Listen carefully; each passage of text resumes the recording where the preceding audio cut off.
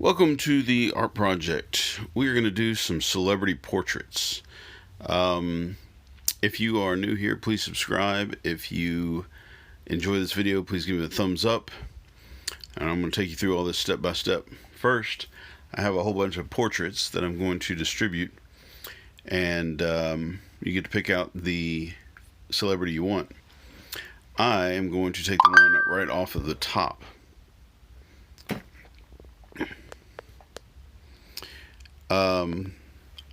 One reason I'm taking the one off the top is it is Jasper Johns. He's a famous artist, and I know nobody else is going to choose him. So, kind of printed him out special for me.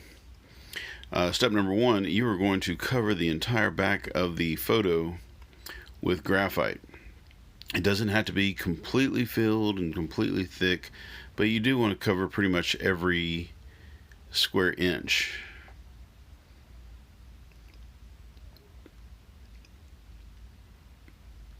So I got a number 6B pencil, but you can do this with a 2B pencil. Just any soft pencil will do. I went ahead and went over it kind of twice. The second step is you're going to transfer an outline of the portrait to the grid. So I have this grid that I pre-printed so it would fit the photos. And I'm just going to go around the outline, go around an outline like all of the shadows.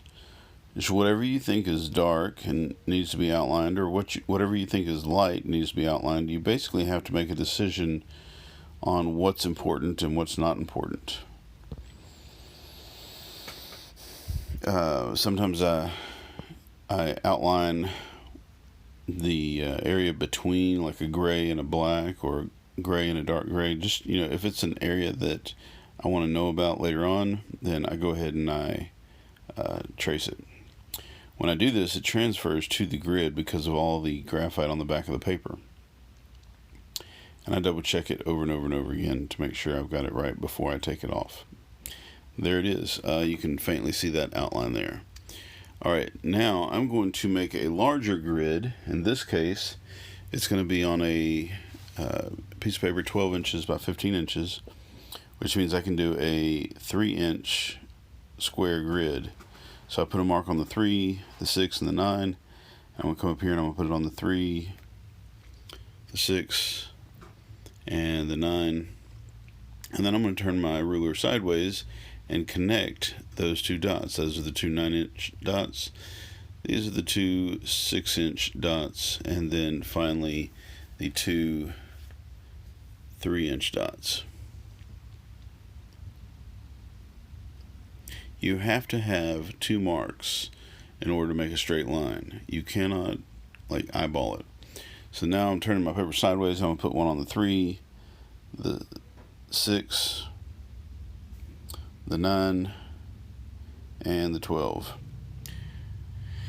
Move my ruler to the top of the paper, close to the top of the paper, put another mark on the 3, the 6, see I messed up right there and put it on the 5, 6, 9, and 12. And I will erase that 5. And then I'm going to connect the 12-inch mark, the 9-inch mark, the 6-inch mark, and the 3-inch mark. And then the next thing you're going to do, step 4, is you're going to transfer just one square at a time. So in this first square up here, you see how there is some of the outline of his hair, and I'm just going to kind of take my time and draw what I see there. I went ahead and did the whole paper. You don't have to watch all that. Just transferred it same way. Step number 5.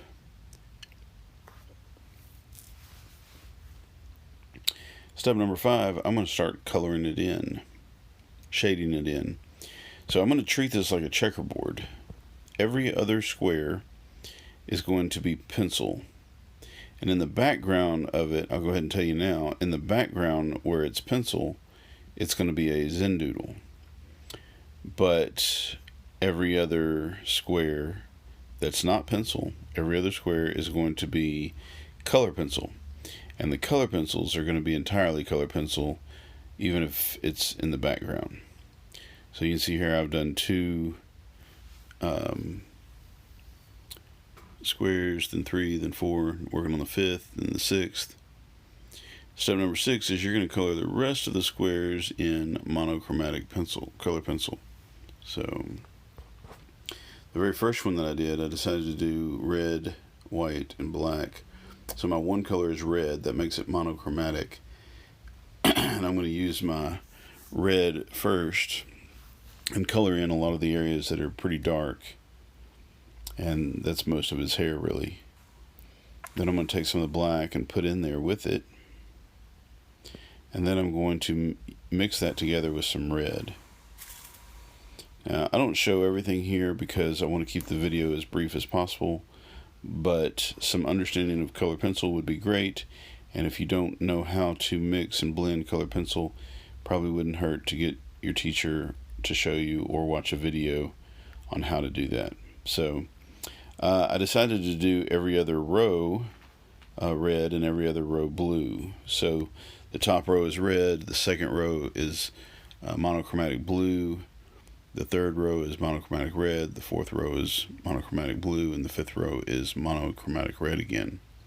Step 7, you're going to fill the background with Zendoodles. This is the final step in the whole thing. And I like to practice on a piece of paper what I want my Zentangles to look like before I actually do it on the artwork itself. So this is my first Zendoodle here. It's pretty simple.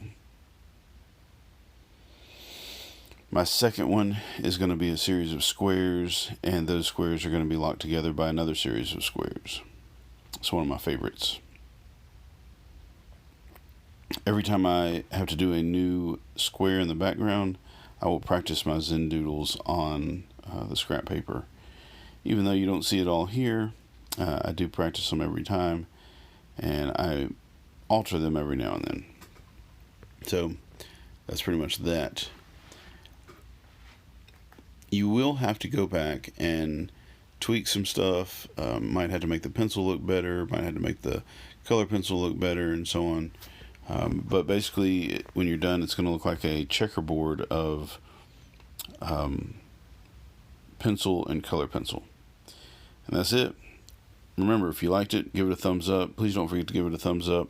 If you got questions, leave them in the comment section down below. And that, my friends, is it. Jasper Johns in all his glory. Go make some art.